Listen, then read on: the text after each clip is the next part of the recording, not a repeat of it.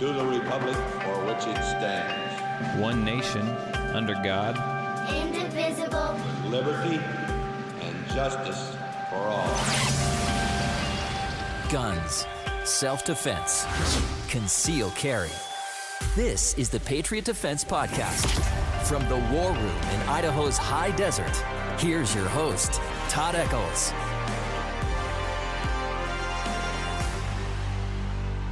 And I am back once again. It is a Sunday afternoon, and I am tucked away in the war room somewhere in the high desert of southern Idaho.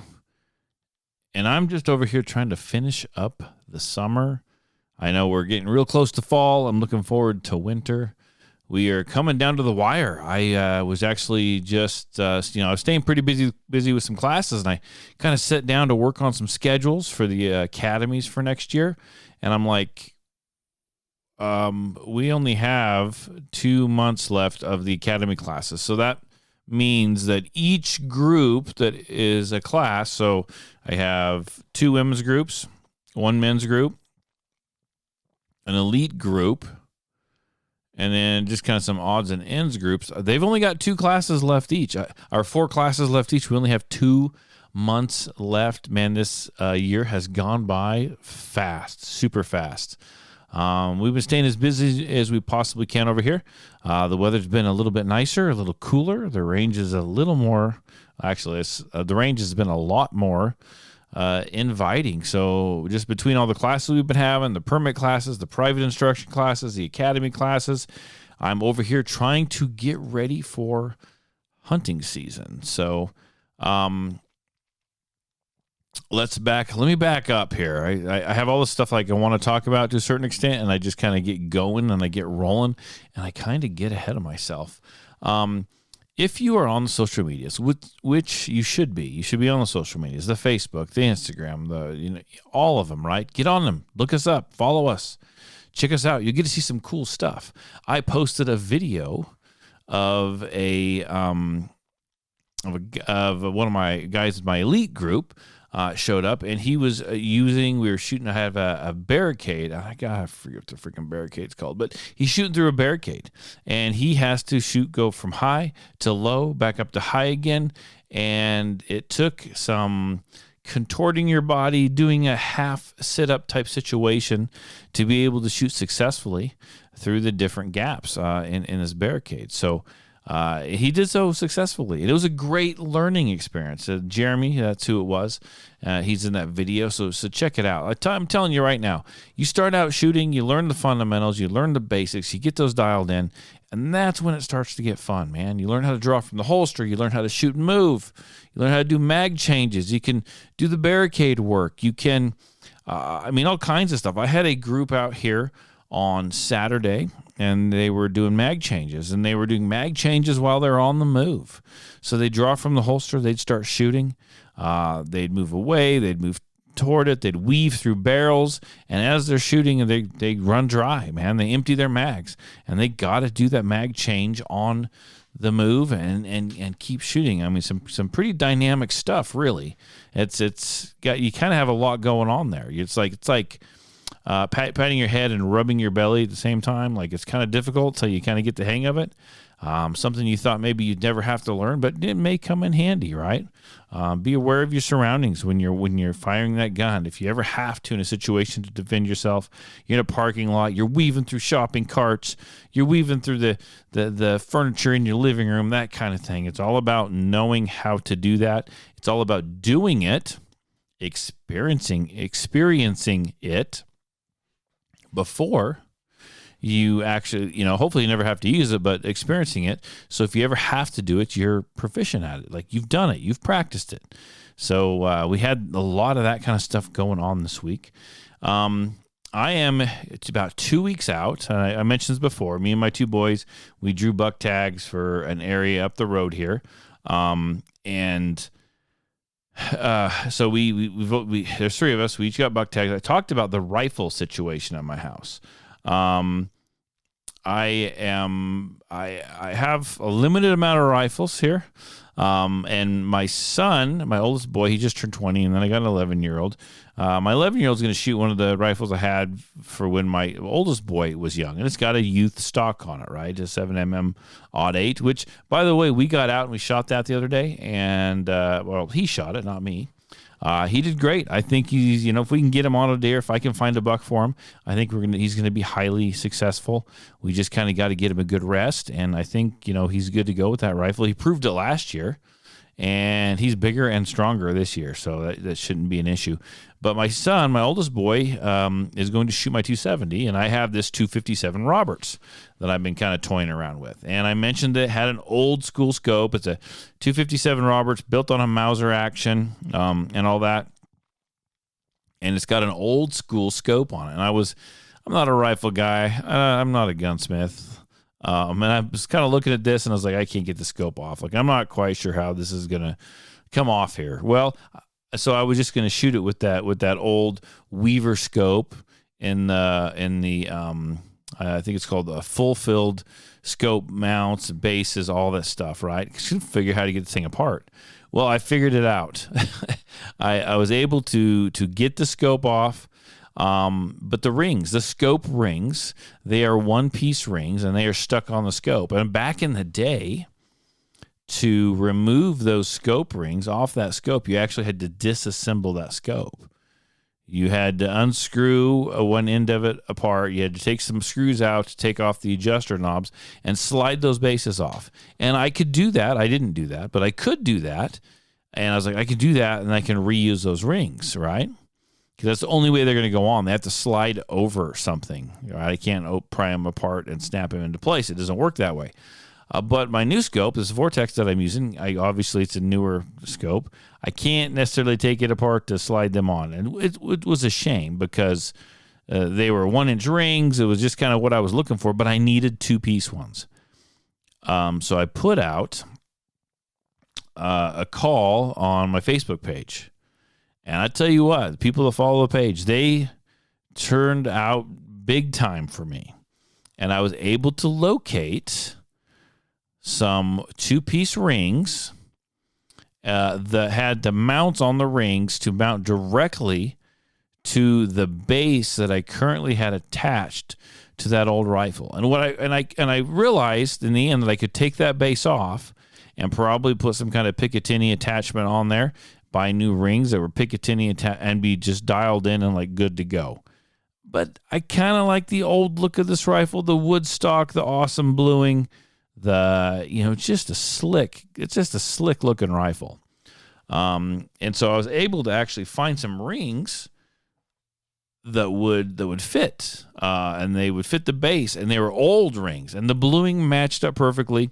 And I was able to mount up that Vortex scope, and now I haven't got out to dial it in yet, but I was able to get it all mounted in there and locked into place. And man, it looks slick. So I'm going to be able to shoot that rifle. It's going to have that old cool look, but it's going to be kind of more of a modern scope on it, one with, bigger eyepiece and a little stronger and, see further distances, that kind of thing. So I'm pretty stoked. I said I'm not a rifle guy, but they're telling me that this 257 Roberts is kind of similar to like a 6.5 Creedmoor. I know it shoots really flat. It doesn't kick much at all. Not that was a problem for me, but it doesn't recoil much at all. And it's just a really slick shooter. So I'm kind of looking forward to that. So we'll see how that goes. I'll keep you guys, like I said, the hunting season starts like in a couple weeks. And so I think just right about 2 weeks, actually. So I'll keep you guys appraised of all that's going on. What else do I got to talk about here? A couple different things. So this next weekend, I'm going to be out of town. It's something I am actually attending, the Gun Rights Policy Conference meeting in Salt Lake City, Utah. I'm kind of looking forward to that. I had the opportunity to go, so I kind of jumped on it. I'm going there, and it's for business, but it's kind of like a mini vacation too. I got a room at the Marriott. The whole thing's taking place at the hotel, and if you know me, I like simple. I like easy. I don't want to be bouncing around everywhere. I want to wake up at the hotel and I want to walk downstairs, go to the conference and be done with it. Like that's all I want to do. And just make it easy. I don't have to worry about driving everywhere. So, let me look here. Just, okay. You guys didn't need to know that, but I'm texting my wife. So I'm going to be, splurge a little, get the nice room at the Marriott. My wife's coming down with me. She's going to go visit some friends. And I got like 2 days packed full of speakers. And I mean, speakers, there's like 30 different speakers that are going to be, presenting at this conference. One of them, being Masad Ayub, will be there. I'm looking forward to hearing him. I've done some training with him. He is the president of the place that is putting this on.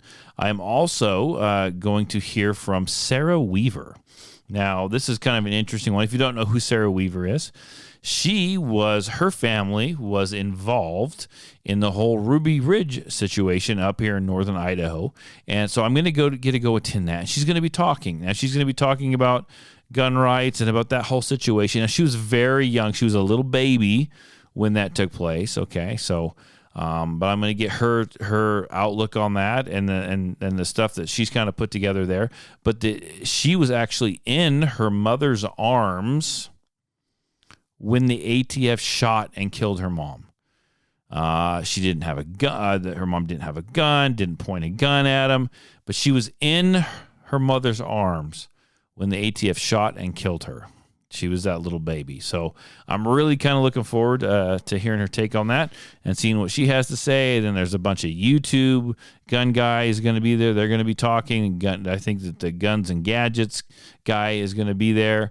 There's just all kinds of people. They got, I don't have his name in front of me right now, but there's a guy that was in some military operation. He's going to be there, talking and speaking. So I'm really looking forward to this. Now, folks, I am looking forward to this, but I'm very nervous. This is coming from, I'm an introvert. Okay. Now, I leave my house in the morning to go run, and I come home and I pretty much sit here most of the day. But if I'm not doing classes, I'm here by myself. Wife and son are at school, at work, whatever. And so I'm kind of an introvert. I don't like big groups of people. I just really don't. Some people go, well, Todd, you have these classes. You got lots of, you get up and talk. Yeah, well, that's different. That's my job. I enjoy what I'm talking about, right? I enjoy that stuff, and they're paying me money to do so. So that kind of changes the game a little bit. But I would much rather not be in groups of people. Now, I'm going up to this conference. I'm supposed to be, I guess meeting people and like networking. I know 0 people up there. 0 people. Now, a friend of mine, she lives over in, where does she live? She lives in, Massachusetts, over in Boston, around Quincy. That's how you say it, Quincy. And she's got a bunch of friends over there that are in the firearms world industry, and they are going to be attending here, and she's going to tell them to kind of like keep an eye out for me. But let's be honest, I don't know these people. I've never met them.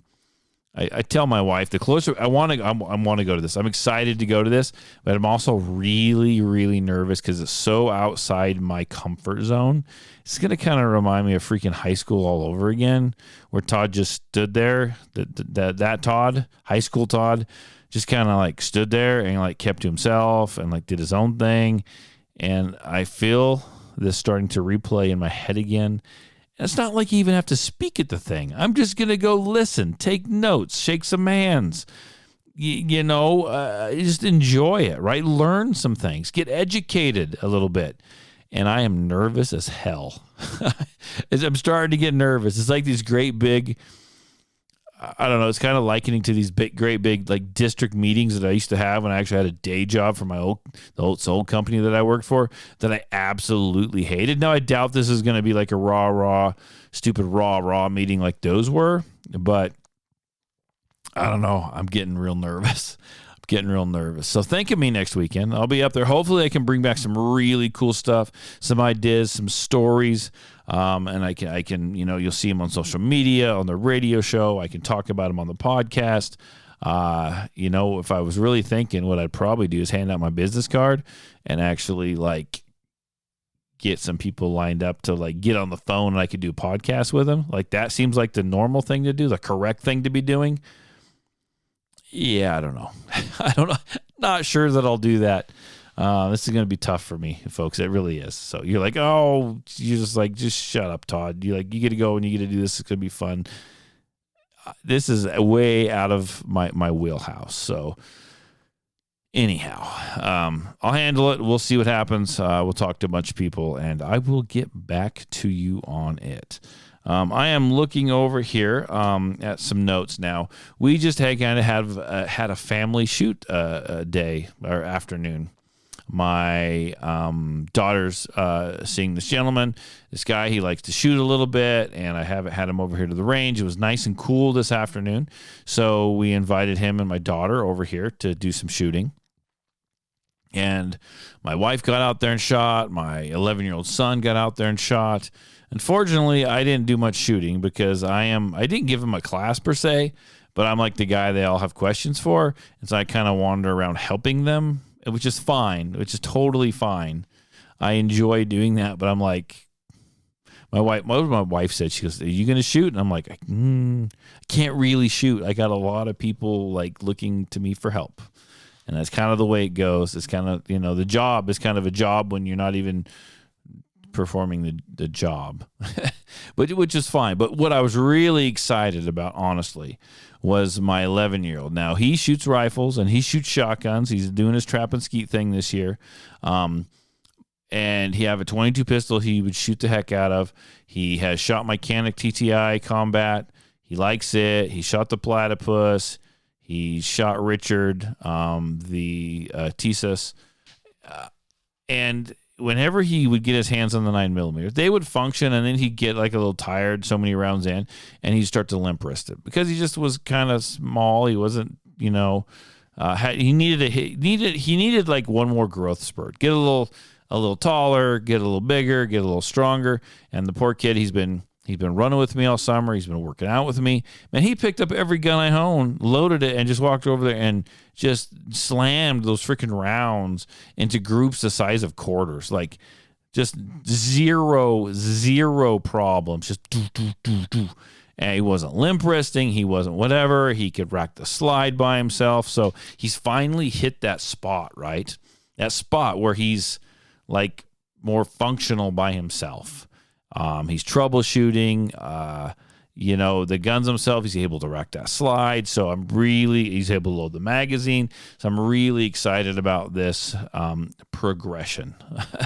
It's going to make it a lot more fun when we actually go out and shoot stuff. So he starts doing that. Then we can start working from the holster and doing all kinds of cool stuff moving forward. And I'm excited about that. I'm looking forward to that. I'm probably going to have to make sure I get all, 6,000 rounds. My goal, 6,000 to 8,000 rounds reloaded this winter because I have a feeling he is going to burn through my ammunition that he's not freaking paying for, which is okay.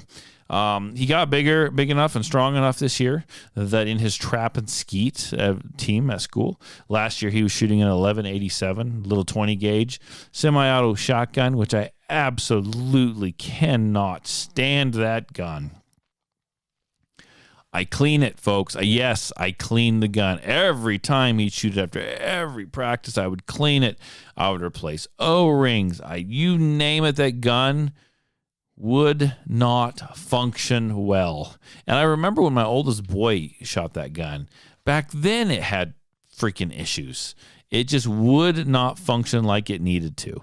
But this year I convinced him. I said, hey, buddy, you don't need this little youth stock 20 gauge anymore. Like, let's jump you up to a freaking 12 gauge. And I'm so sorry. Let me get a drink here. Like I said, allergies. Every time it's freaking allergies. Sucked down some caffeine there, liven me up a little bit. I got him, his older sister shot trap and skeet when she was his age as well. And I bought her a 12 gauge. She had a full size 12 gauge, a Beretta Outlander. I think it's like an A400, A300, something like that. If you know about Berettas, you know what that is. Semi-auto. And she wasn't using it. So she goes, yeah, no, he can borrow it. So I grabbed it from her, brought it home. Yes, I cleaned it. Cleaned it up, oiled it up, which I don't know that I'd ever done before on that gun. And I know she sure as hell has never done it. And he's shooting that now. He's kicking butt with that thing. It's a bigger gun. It's a longer gun. It's a full-size standard shotgun. And he's swinging that thing around and just breaking clays. I think he's going to have his best season yet. Like, I really think he is. In fact, we have a little agreement. We have 3 ways, and I don't make agreements very well. I usually don't favor myself, which I probably should. Little agreement. Like, I want him to be good at this. I want him to enjoy this. And when he goes to these trap and skeet shoots, it's, after school. He's done all his homework. He just was ready to come home, but he never makes it home before he goes to trap and skeet because his mom, my wife, works at the school that he attends. So he just hangs out there with her instead of bringing her all the way, 30 minutes home and then turning around going back into Twin. And I go in and grab him. So she feeds him and he does his homework, but he's never able to like fully relax. And all of a sudden, boom, here's a shotgun. It's time for practice type of thing.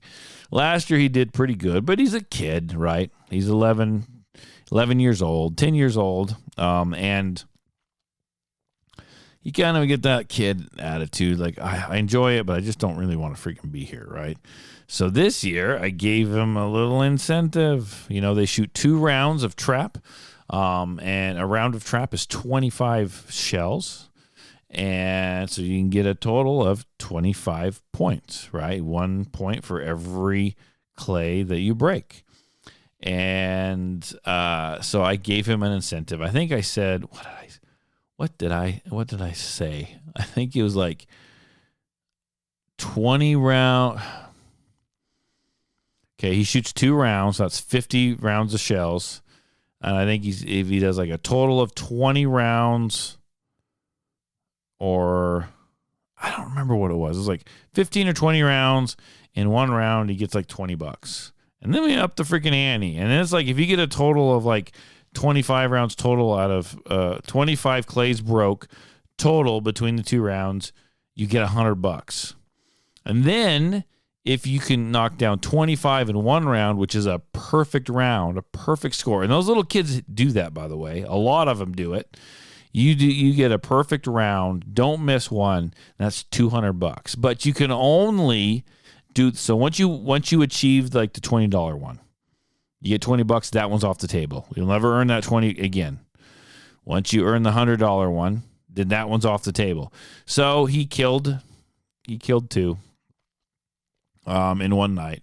So I owe that little sucker $120, and he reminds me every freaking day. And I don't have any cash right now. We just paid taxes. We just paid insurance. It's like, dude, you're going to have to like take an IOU. I'm issuing my 11-year-old IOUs. I am spending money. I'm gambling money that I do not currently have available to me. And it's kind of funny. You remind you, Dad, remember my IOU? You owe me $120. I'm like, listen here, dude. And I have a feeling there's a really good chance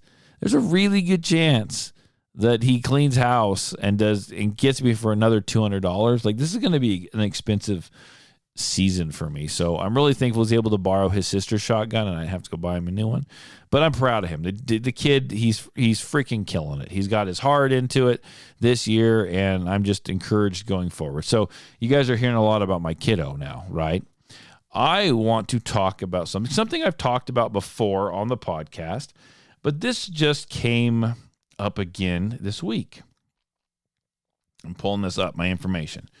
So occasionally, I've done it 2 or 3 times. I've only talked about it once, but I got asked to do it again. Occasionally, I am asked to do someone calls me and they say, hey, look, and a lot of this is from like California or some other states. They're like, I moved here. I'm retired law enforcement. I'm a retired LEO. there's a federal law that as long as they qualify, I don't know if it's every year or every couple of years or whatever, they can maintain this carry law with them, that they can carry the gun pretty much anywhere in the United States. Some federal buildings no, private properties no if they're not allowed, but they can carry in literally every state. With their retired LEO accreditations, they have to have been employed for like 10 years. They have to retire on good standing, that kind of thing. And then they got to maintain this qual. So these guys that are from out of state, sometimes they'll occasionally get a hold of me and they'll say, hey, we've checked you out. You have the required credentials. We've got you approved. You have those credentials we need. Instead of us driving back to California or back to whatever state to qual, you can do it. And what do you charge? And so I'll do it for them. It doesn't take very long. In fact, it's kind of a joke, to be 100% honest with you. I charge them like a few dollars to come over and do this. But I've got the qual in front of me. Now, I'm not disparaging retired law enforcement officers, but I am, when you're considered the elite, because maybe you're a law enforcement officer or something like that, it's very interesting. Once you retire, you're really not LEO anymore. You're not a law enforcement officer anymore. And on my brain, my mind, you should be treated as what? You should be treated like us, the general public. Let's go over their qual. Let me go over their qual. Their qual says right here, sorry, I'm sniffing into the microphone. They have to fire, this is what he sent me. If he's listening, I'm not making fun of him, but I think this qual is absolutely ridiculous, and we'll talk about it, and we'll talk about what I've seen happen before with this qual. So there's 3 different distances they have to shoot at: 3 yards, 7 yards, 15 yards. Really not that far away. They are shooting at a B-27 range target. If you don't know what that is, look it up. It's the humanoid shape. It's got rings in it. They have to keep, a passing score. They're going to shoot a total of 36 rounds. A passing score is 29 hits. So that's going to be an 80%. Those hits have to be within the 7-ring portion of the target. So 7 ring is the farthest out they can get, 7 ring. And that's really freaking big. Let me tell you the size of these targets. So you get an idea. Where is this? I saved this a minute ago. Okay. So the size of this target is 24 by 45 inches. 24 by 45 inches. Do you understand how big that is? So it's essentially 12, 24, 48. So it's 2 foot by 4 foot. It's a big, granted, they got to go inside that a little bit, but that's a pretty damn big target. That's a big target, okay? So they have to do that. Now, this is the actual qual, okay? We're going to read this off. It's from the holster. As far as I can tell, as far as he's telling me, it's from the holster, 2 hands. At 3 yards, they have a 30-second window, so a 30-second cap, to draw the gun from a standing position and fire 12 rounds that have to hit within that distance. They have 30 seconds at 3 yards. You know how much freaking time that is? That is a ton of time for that. Then they have to shoot another 12 rounds, but this time they have 30 seconds at 7 yards. This is insane. This is a massive amount of time, okay? Then they got to go back to 15 yards, and they have 45 seconds standing to shoot 12 rounds. This is wild if you ask me. This is a really easy qual. They aren't even law enforcement officers anymore. This is a really easy qual for a retired law enforcement officer. Now, I've actually had people come out and try and qual, and they actually drew the gun. They were at the 3-yard line, mind you. The 3-yard line. They drew the gun and shot under the target. Under the target. What makes them so freaking special? Come on now. This is wild. The qual, I have a men's group, a women's group, and an elite group. To get into the elite group, you have to qualify. and you qualify, it's not a horrible qualification that I make them do. But if they want to sign up and pay me money to be part of the elite group, they have to pass this qualification. It is 60 rounds, and it's mag changes and one hand, left hand, strong, weak hand, from all kinds of distances. They got to do mag changes and you name it. And this is a cakewalk compared to what I have my guys do. It's absolutely ridiculous. It is absolutely ridiculous that this is the qualification they use. And they pass this qualification. They keep their credentials, and I guess they've put in their time. And they're able to carry in every single state in the U.S. under federal law. Under federal law, they are legally able to conceal carry that weapon. Now, they have to have on their person their retired law enforcement ID, but they are legally able to carry every state in the U.S. where you can't. As the average citizen, you cannot do that. As far as I'm concerned, once they retire, they are average citizen again. Like, this isn't right. Like, I'll do these qual for these guys, but this qual is not right. It is not right. It is way too freaking easy. You figure out how to maintain your proficiency and pass a decent qual and then carry in every single state. Be allowed to carry in every single state in the U.S. This is absolutely ridiculous. I know a ton of people in my classes. Like, probably, I'm going to say everybody, but probably 90% of the people that come and take classes from me, especially in the academies, they'd be able to pass this zero problems. In fact, we might test this out. The flying colors. This is freaking ridiculous. They are not the elite. They've never been the elite, and especially when they retire, they are no better than you. They're no better than you from the beginning, but when they retire, they are really no better than you. Like, this is wild. I understand when they are an active LEO, they can carry guns. I guess I get all that. It is what it is. It comes with the job, right?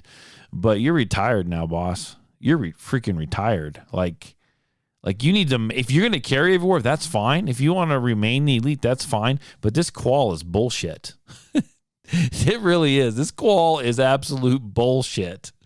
That's kind of the way I'm looking at this. But I don't know. Maybe I'm way off base. I mean, you tell me what you think. But as of right now, it is getting to be late in the evening on Sunday. I am going to go inside. I'm going to cook up some dinner. My daughter brought me over a bunch of beef liver from her boyfriend's mother gave her because they butchered a cow to fill their freezer, and they don't like the freaking beef liver. I love it. I've got a whole freaking freezer full of this stuff now. And I'm going to go wrap some of it in bacon, and I'm going to throw it in my air fryer, and I'm going to cook that shit up, and I'm going to eat it, and I'm going to enjoy it. And your stomach's probably turning right now because most people don't like it, but I enjoy it. So I'm going to head on out. You guys have a great week. If you enjoyed the podcast, share it with your family, share it with your friends, do all that good stuff that we talk about all the time. It only helps grow the podcast. And even if it doesn't grow the podcast, you listening to it, you sharing it, it encourages me. It makes me want to come out here and do more. If you got a problem with me, if you like the podcast, you got a problem with me, you got a comment, you can call me. You can text me, area code 620-794-6223. That's area code 620-794-6223. Be 100% honest with you. If I see a number I don't know, call my phone. That's fine. I told you to call. I'm going to just send it to voicemail. You can leave your message or just shoot me a text. It's way easier.